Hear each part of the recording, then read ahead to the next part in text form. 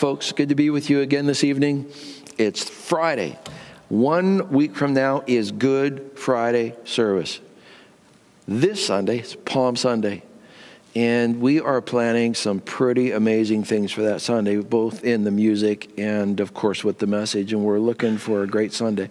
We're going to add a couple elements for this weekend. We've got Pastor Andrew's going to do a 10-minute children's thing, right? Yeah. So this is going to be, it'll be a separate thing they just click on for their kids. That's right. And same with the youth, Pastor Ethan, you're going to do a 10-minute thing. Yeah, you. I am? Yeah. Oh. And they can click on, and there you will be talking to the youth. So we really want you to let them talk to your kids on this Palm Sunday and give them a great little message and little contact with them. So that's going to be available this Sunday also. We've got then Good Friday coming right after that, and it's going to be amazing. We are already putting the music together for it, of course, and it's going to be one of those deeply touching and moving kind of services. Mm-hmm. So you don't want to miss it. Even that day, we are looking on Good Friday of arranging for communion to be served here at the church, respecting all of the restrictions, and you will be able to book a private kind of communion, and there'll be very few people in the building when you're here, and we're going to be doing it in certain time segments. It may even be on this site here today. If it's not, look for it to be soon, and you get to book in and book your time for you or your family to come and have communion, and we'll be there to serve it for you.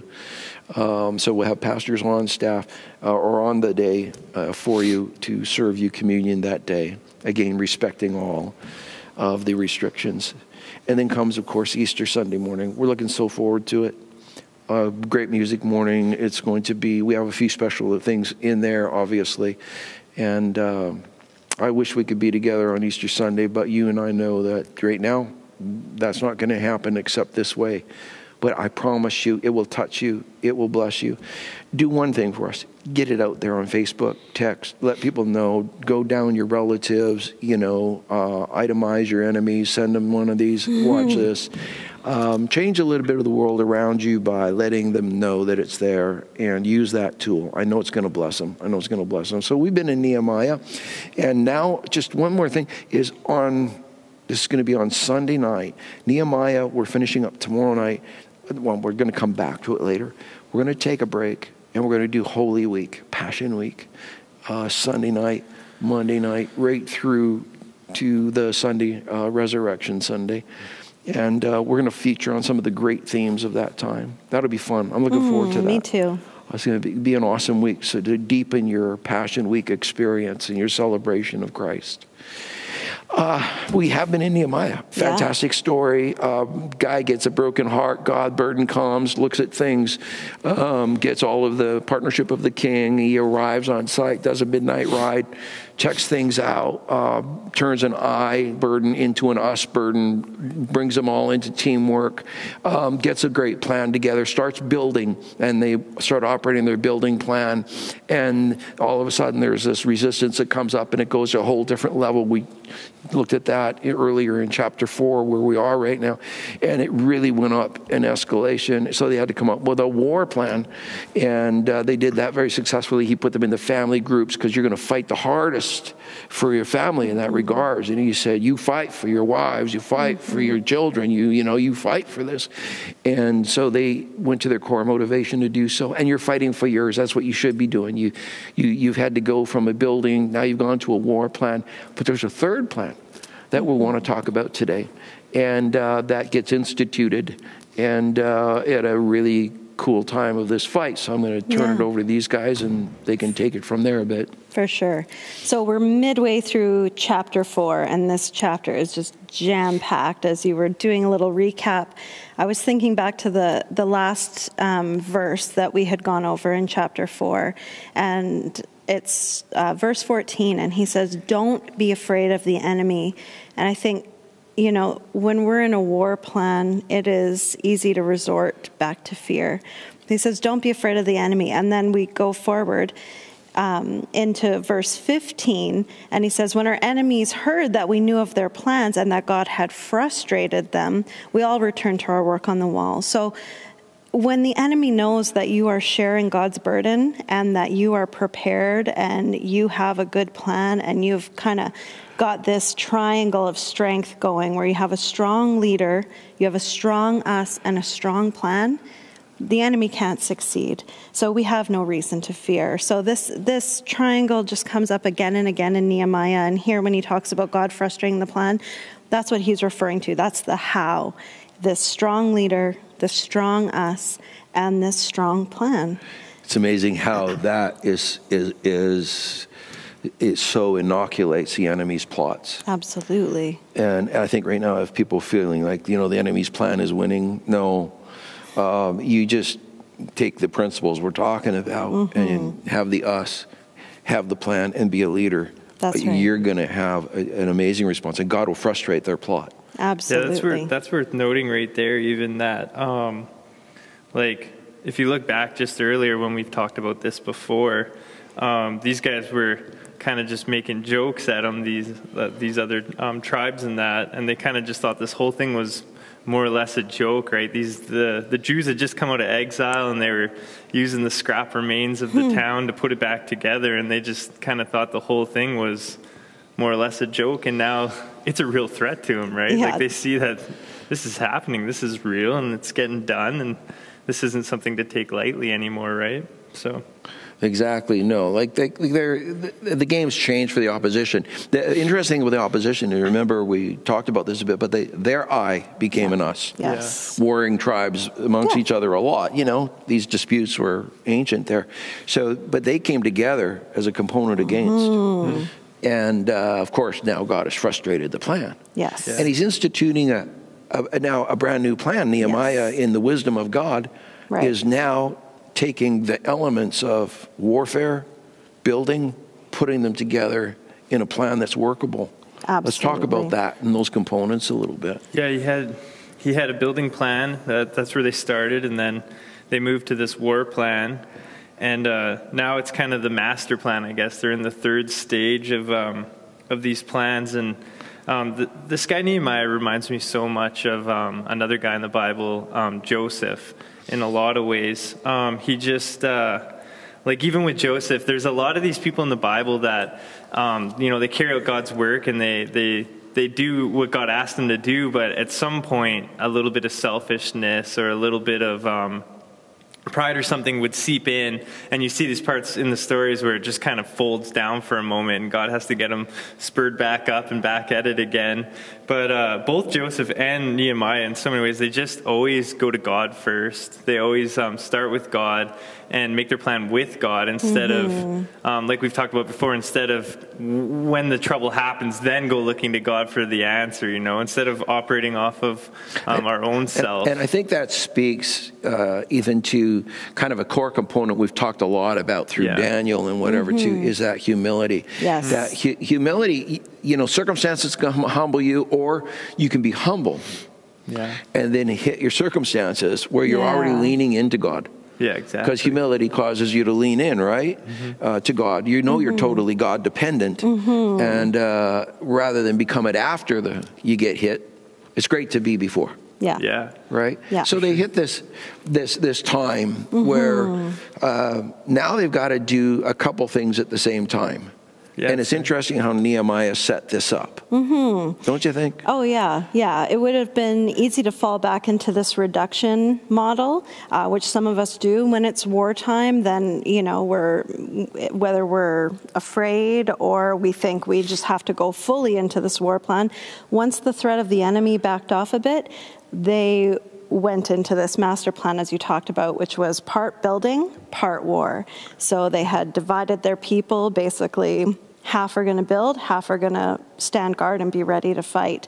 And, Nehemiah, with his wisdom and leadership, really divided these people really well. So if you were carrying materials in, you had one hand ready to fight, one hand carrying. If you were a worker and you were still laboring, you needed both hands, but you would have your sword at your side just in case. So all of these roles changed. Yes. So everybody's going through role changes, right? So before in a building plan, everybody's working with their hands, Right. with the stone and the mud and the mortar and everything, right? Yeah. And all of a sudden they got to go through roles like that are changing. And right now, that's probably what you're fighting a lot right now. Absolutely. Is that there's a change that's going on in the roles of your life. The work role is really might be changing for you. Your role that you have to take in your business now, where it used to be you could sit back and kind of be hands off on certain areas, you have to be more hands on. Yeah. Roles kind of change. And when they change, that's where we get the most uncomfortable, because we are designed, what we like is to, what's my role? Yeah. And then once I know what my role is, then I'm going to get comfortable, because I work to get my comfort in the role. Yeah. Just the routine. It wouldn't have been comfortable at routine. first, but it can become that routine and become your new norm. Even what we're in right now can start to become the new norm and can start to be comfortable. But when when the second plan and then now again the third plan came, this was this constant role change, right? Always, yeah. They're just used to always having to change a role. Which means there's a constant discomfort. Right. Yeah. But part of us always, we have to understand this about ourselves, we always are trying to make our roles comfortable. Right. Whether it's a marriage, whether it's parenting, whether it's business, whether it is ministry. Yeah. We constantly are looking for comfort. Churches in visions can do this. We constantly just look for comfort. And God has to blow us out of those roles sometimes, right? Yeah.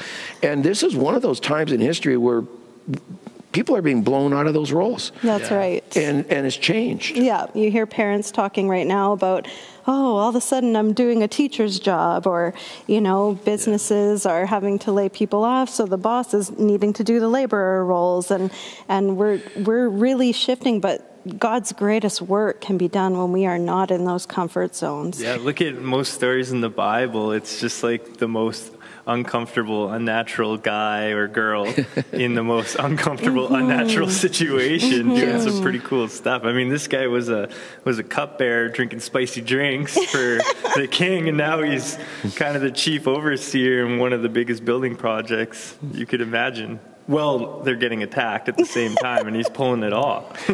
And one other thing I bring in, maybe close on this segment, is this, that to do role changes, you've got to keep a reality focus in your life of what you want. Nehemiah had come with a God burden. He was going to get that wall built and those gates in. It was going to happen. It wasn't, if it would be nice. There's certain things of your life that right now, they could be in that compartment of, it would be nice. But then there's things that are, no, it's going to be done. So what in your life right now needs to be done? What a reconstruction in family, different role changes in the way that you carry out your family roles, your work roles, your business roles. How about carrying out your ministry roles, what God wants to use you for in this world? What about taking on extra vision in your life? See, this is the component where vision has to press us forward. And this is where you have to be driven a little bit in some of this. Now, one thing just to note on this, and we're going to still be in Nehemiah 4 tomorrow night, because there's so much in here. But is this compaction of time and space? They couldn't operate this way for a year. This thing had to have an achievement date that was really not far out, because they were putting 110 in. But we'll talk about that tomorrow night. Thanks, guys. Good segment. And be encouraged. Look, if you're in discomfort right now, that's because your roles have changed, are changing. And what's the new role? How am I going to do this or whatever? Look to God, number one. But us, good plan. Be a great leader. And look to your leader, Jesus. God bless you. Be strong. In the case of opposition, Nazi Germany stands as one of the most formidable examples.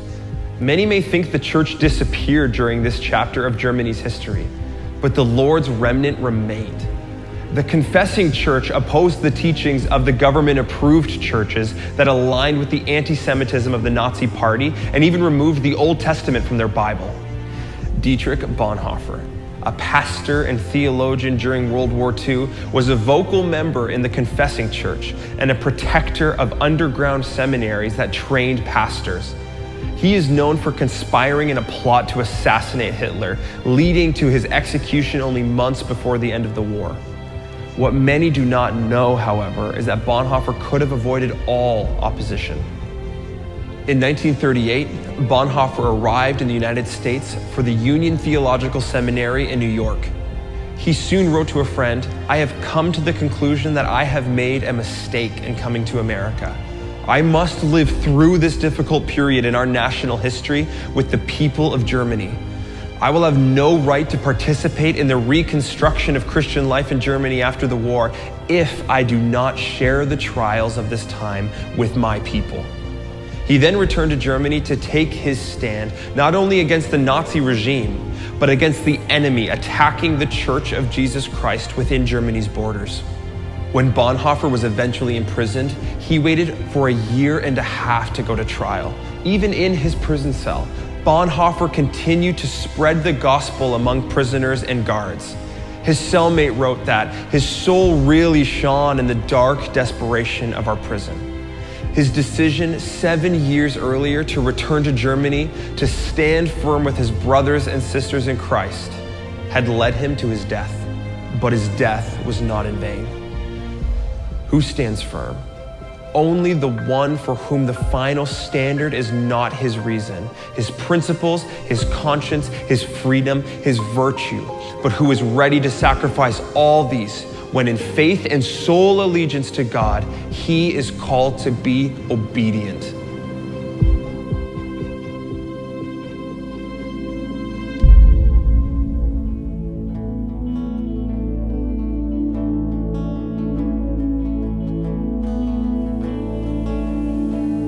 Oh, I've heard 1,000 stories of what they think you're like, but I've heard the tender whisper of love in the dead of night, and you tell me that you're pleased and that I am never alone. You're a good, good father. It's who you are. It's who you are. It's who you are. And I'm loved by you. It's who I am. It's who I am. It's who I am.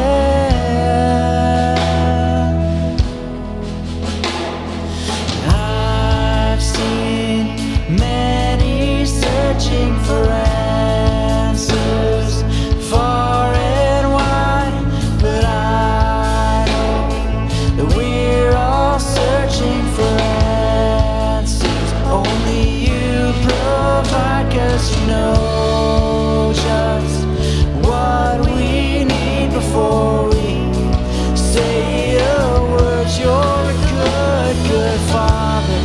It's who you are. It's who you are. It's who you are, and I'm loved by you. It's who I am.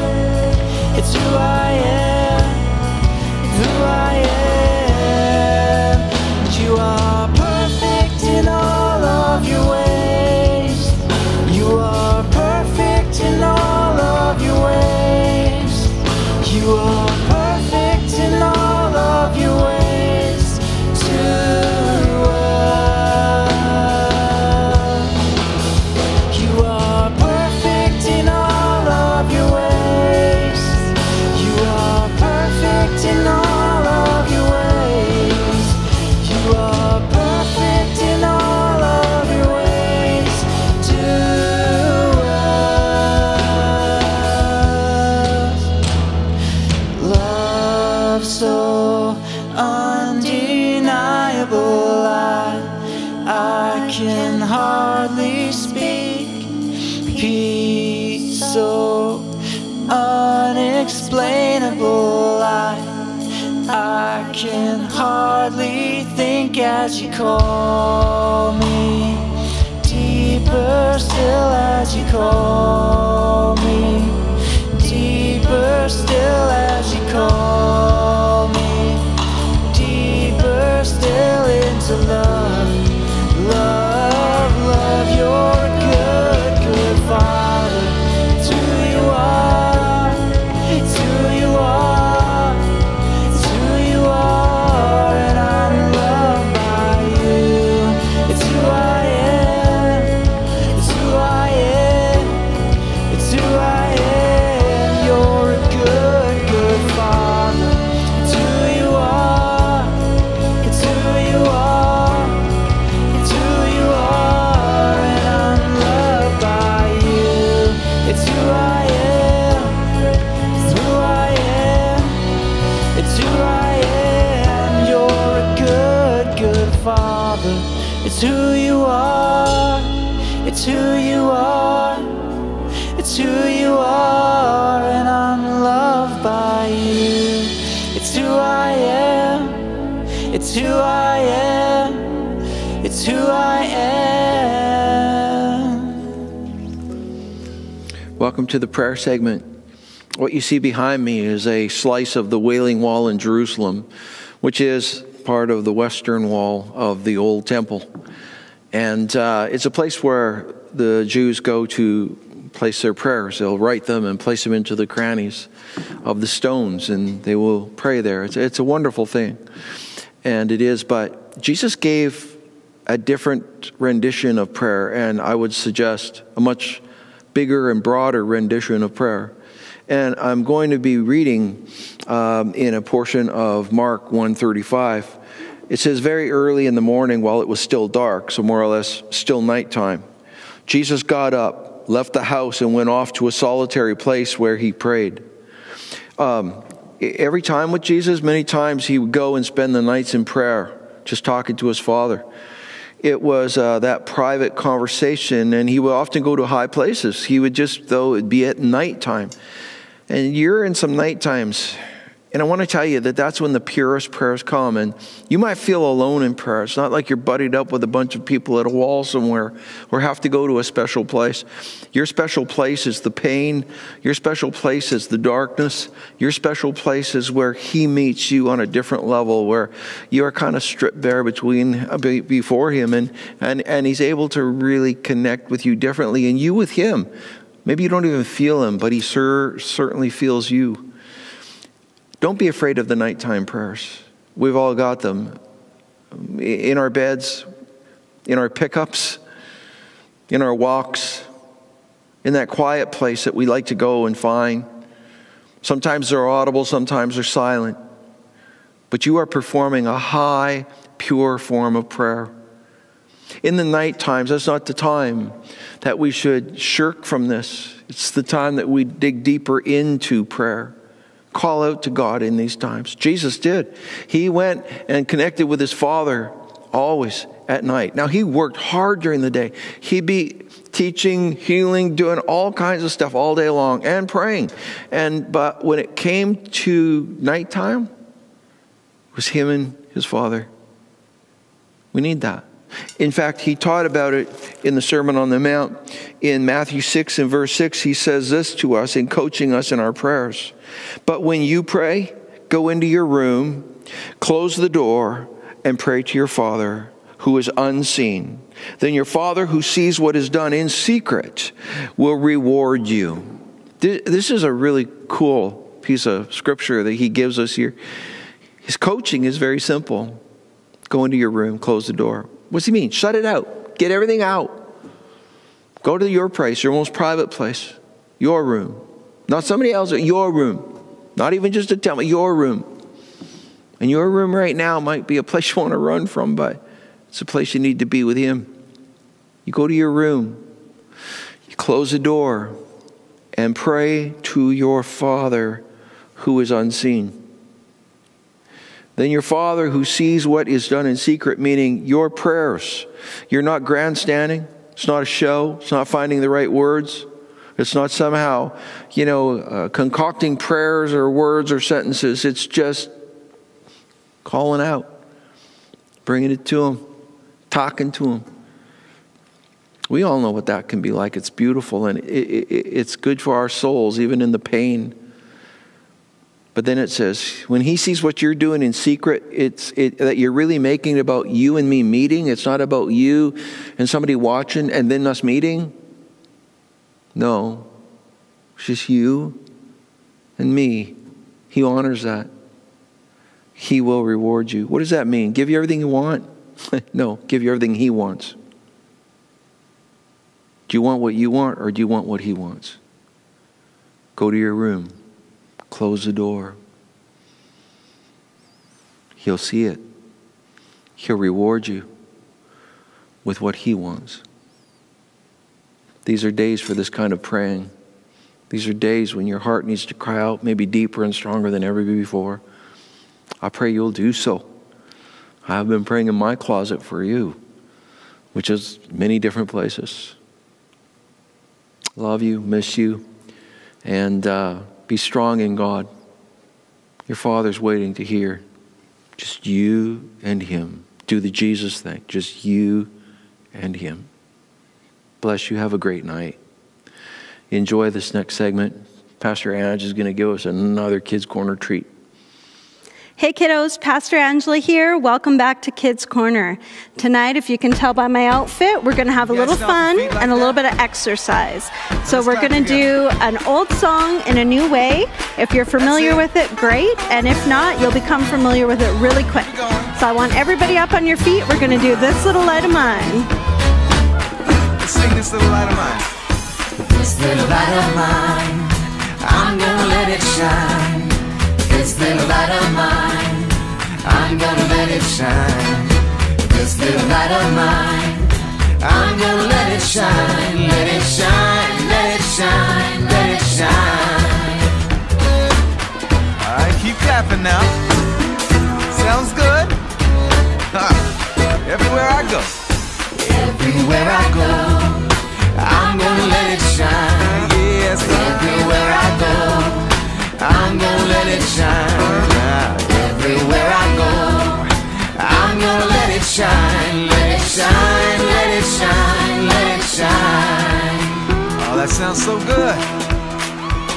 That's called clapping on the backbeat. Alright, sing this real quiet with me now. Even when I'm afraid, I'm gonna let it shine. Even when I'm afraid, I'm gonna let it shine. Yes, even when I'm afraid, I'm gonna let it shine. Let it shine, let it shine, let it shine. Oh, this little light of mine, I'm gonna let it shine. This little light of mine, I'm gonna let it shine. This little light of mine, I'm gonna let it shine. Let it shine, let it shine, let it shine. Oh, let it shine. Shine, let it shine, oh, let it shine, let it shine, let it shine.